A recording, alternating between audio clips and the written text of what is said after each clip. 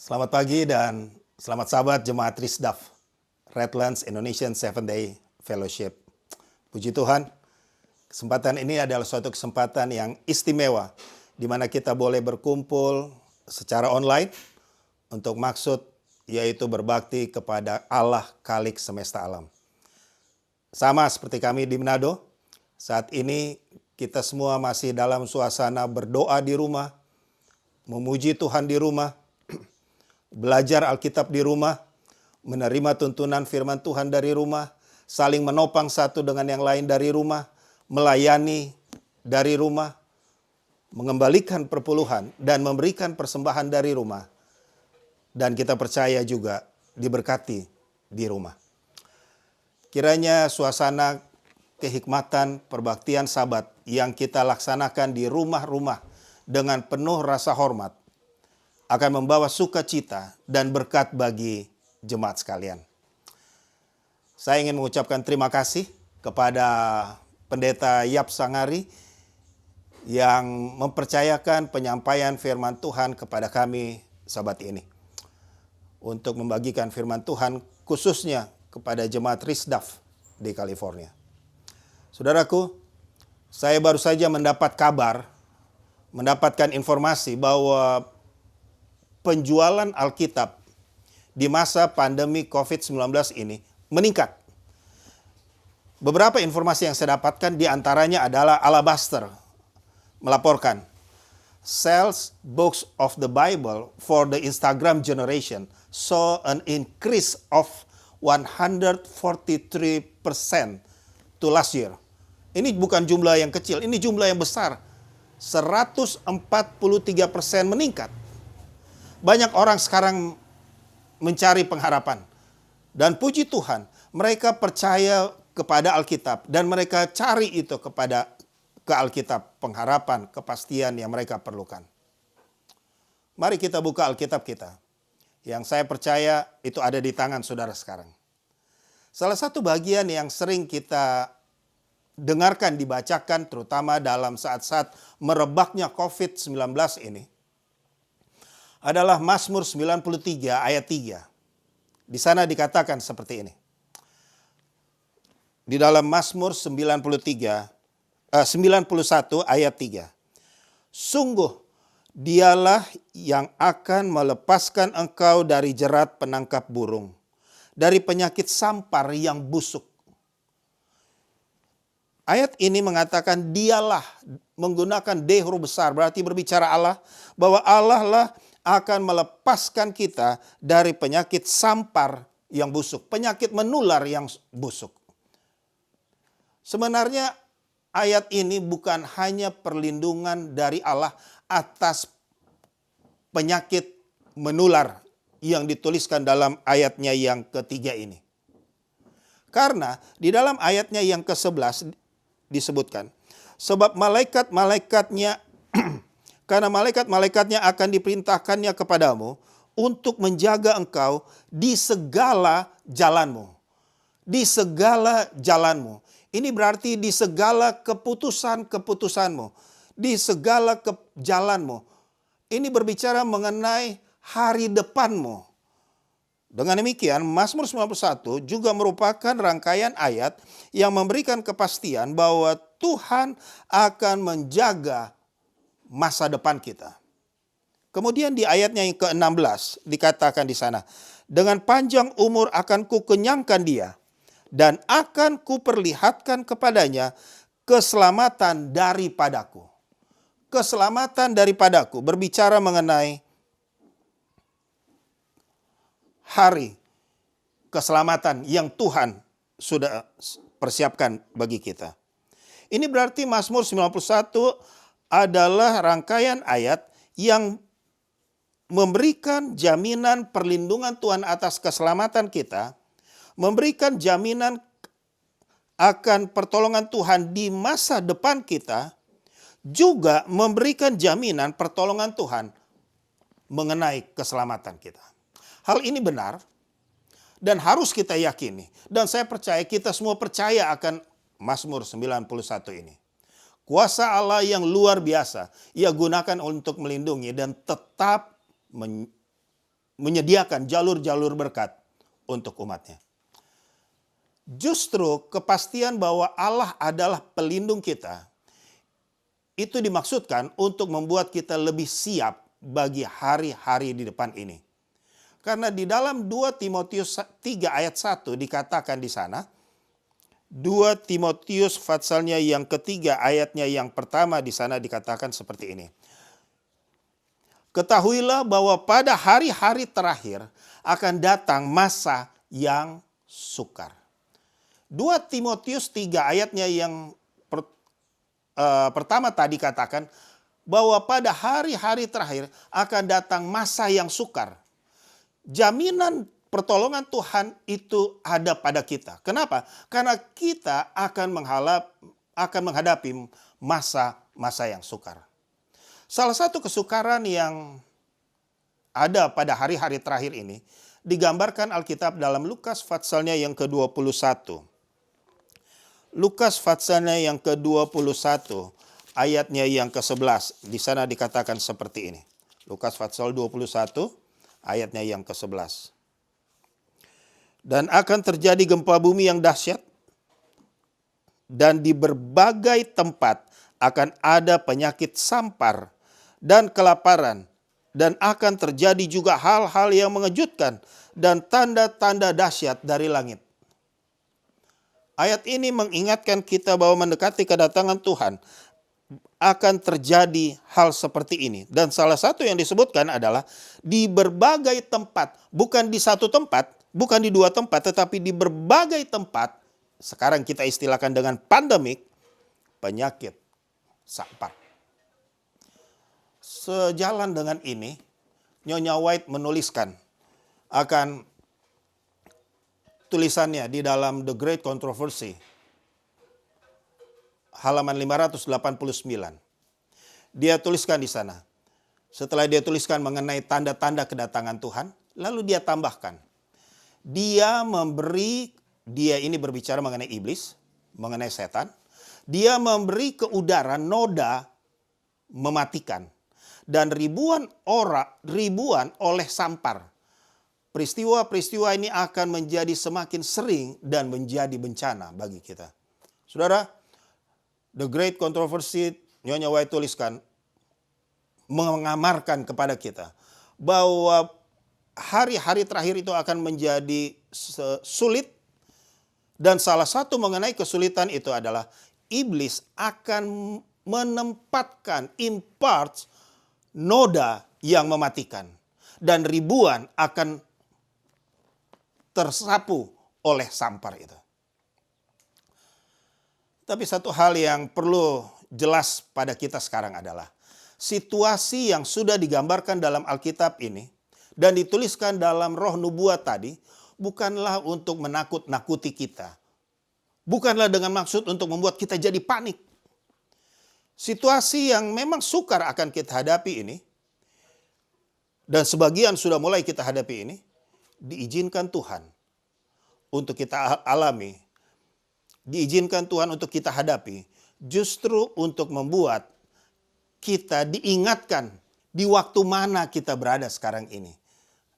Lalu berdampak positif pada kehidupan perbaktian kita. Mari kita kembali ke Mazmur 91 tadi. Ayat 3 tadi memberikan jaminan bahwa Tuhan melindungi kita dari penyakit sampar yang busuk. Yang menariknya adalah satu ayat setelahnya, ayat 4. Ayat 4 mengatakan, dengan kepaknya ia akan melindungi engkau. Di bawah sayapnya engkau akan berlindung. Kapan perlindungan Tuhan itu berlaku? Pemazmur menggambarkan dalam ayat 4 tadi bahwa perlindungan Tuhan berlaku pada kita akan rasakan pada saat kita tidak menolak untuk berada di bawah kepaknya, di bawah sayapnya. Posisi seperti apa yang digambarkan oleh pemazmur di sini? Di tempat, kalau di bawah di kepak di sini berarti di tempat yang terdekat dengan hati Allah. Kemudian dalam ayatnya yang ke-14 dikatakan, di dalam ayatnya yang ke-14, sungguh hatinya melekat kepadaku, maka aku akan meluputkannya. Aku akan membentenginya, sebab ia mengenal namaku. Kapan anak kalimat dalam ayat 14 ini memberikan penjelasan? Di sini dikatakan, maka aku akan meluputkannya. Kapan Tuhan akan meluputkannya? Pada saat ayat 14 katakan, hatinya melekat padaku. Ayat ini mengatakan bahwa perlindungan Tuhan akan teralami pada saat hati Tuhan dan hati yang dilindungi itu, umatnya itu, melekat kepada Tuhan. Melekat dalam bahasa asli penulisan Alkitab, bahasa Perjanjian Lama ini, bahasa Ibrani berbicara mengenai kata kasak. Ini artinya adalah sesuatu yang melekat sedemikian rupa. Dan bukan hanya berbicara mengenai lokasi, tetapi ini berbicara kerinduan yang luar biasa, mau datang dekat. Kerinduan yang luar biasa untuk datang melekat dengan Tuhan. Kata ini juga memiliki arti yang lain. Ini juga bisa berarti file. Tidak ada duri, tidak ada tulang di antara yang membatasi satu dengan yang lain. Artinya di sini sebagai orang-orang percaya yang melekat dengan Tuhan, janganlah kiranya ada duri, ada tulang, ada yang membatasi, termasuk COVID-19 ini sekalipun.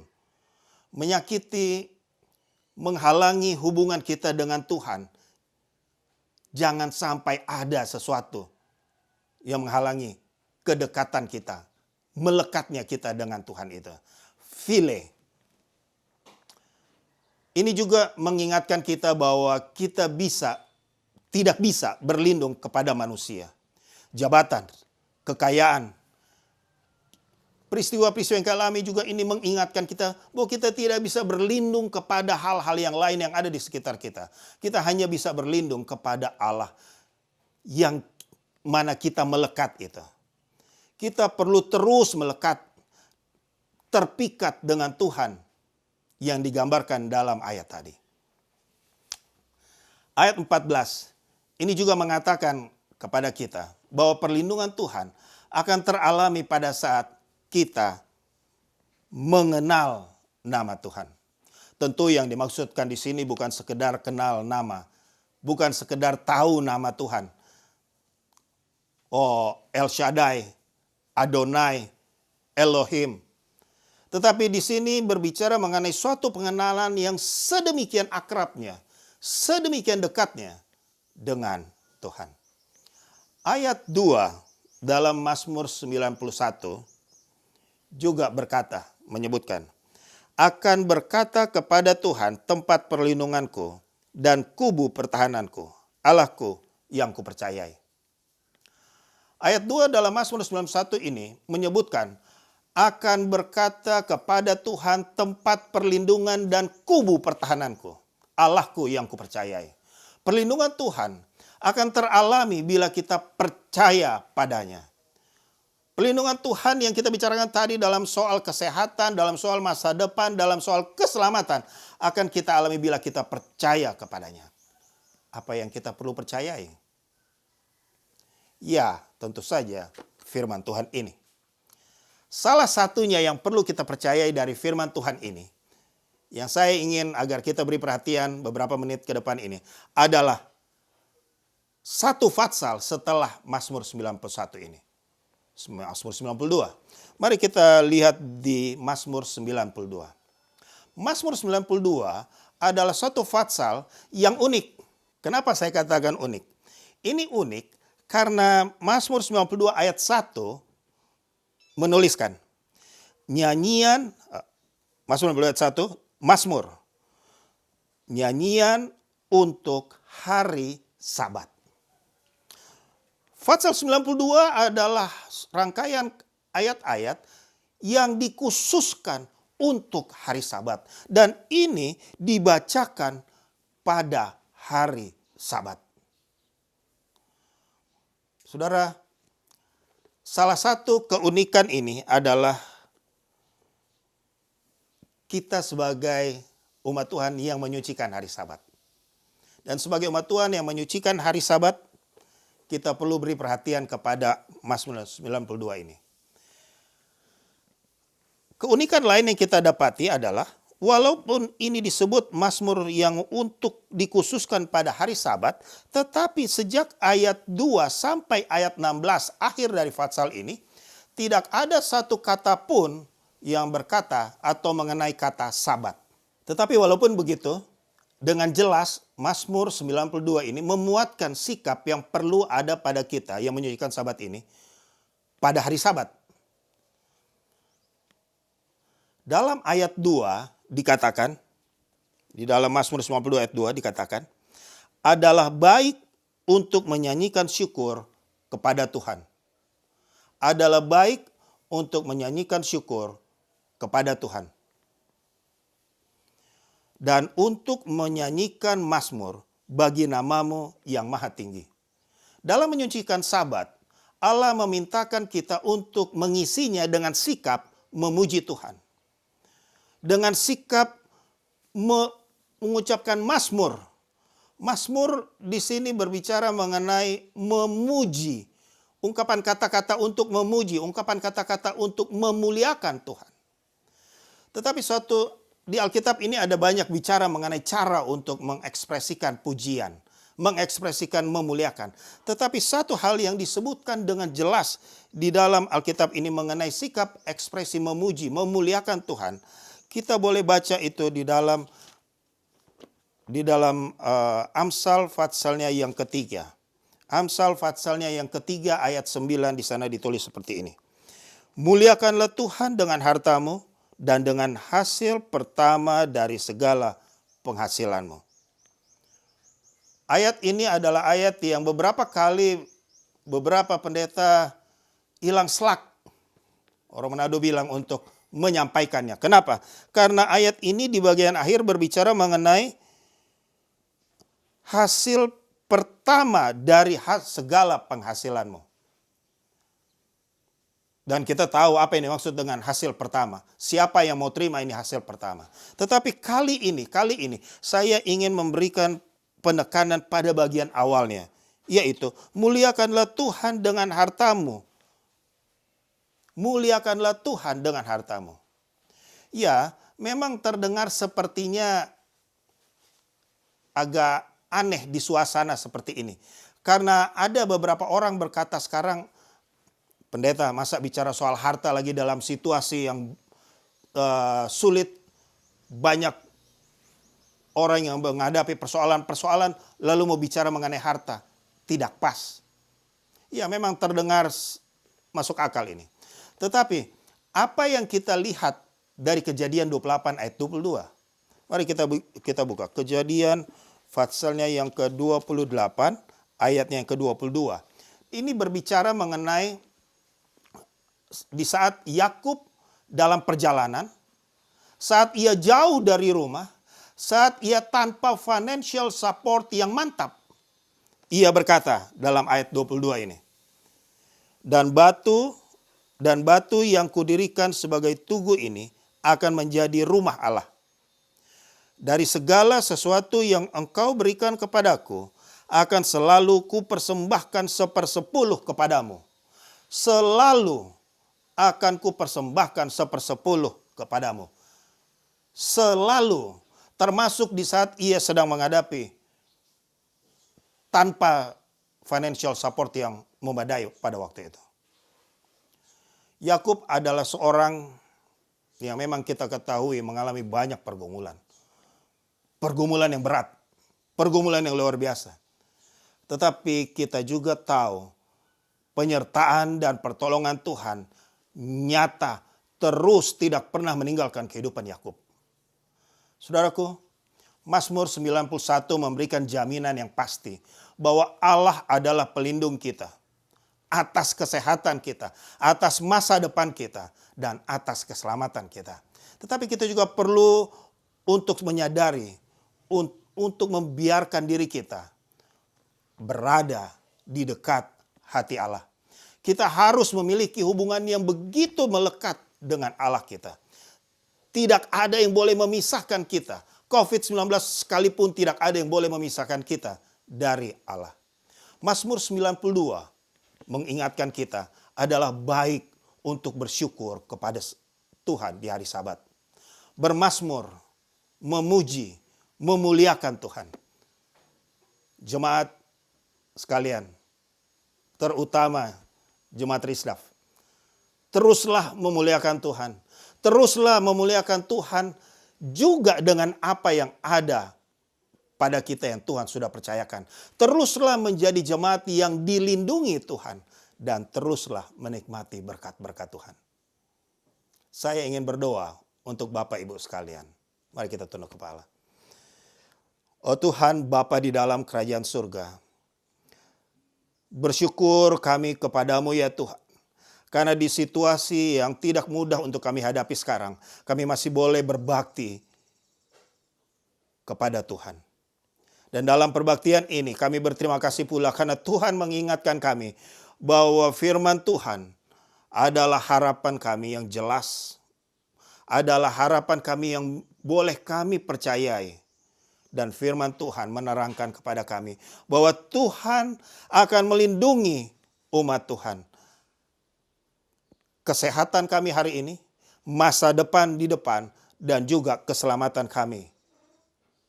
Oh Tuhan Bapa dalam kerajaan surga, biarlah Tuhan menerima akan setiap umat Tuhan yang datang dekat kepadamu, yang datang mau melekat dengan Tuhan. Biarlah mata kami lebih dibukakan pada saat kami berbakti di hari Sabat. Kami memuliakan Tuhan.